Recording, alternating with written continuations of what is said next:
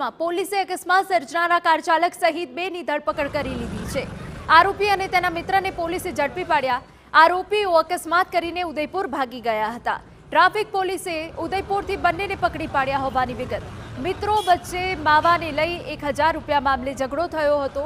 ઝઘડામાં car ચાલકે પૂર ઝડપે ગાડી ચલાવી 5 લોકોને અડફેટે લીધા હતા। ઘટના બાદ આરોપીએ ફરિયાદીને ધમકી પણ આપી હતી।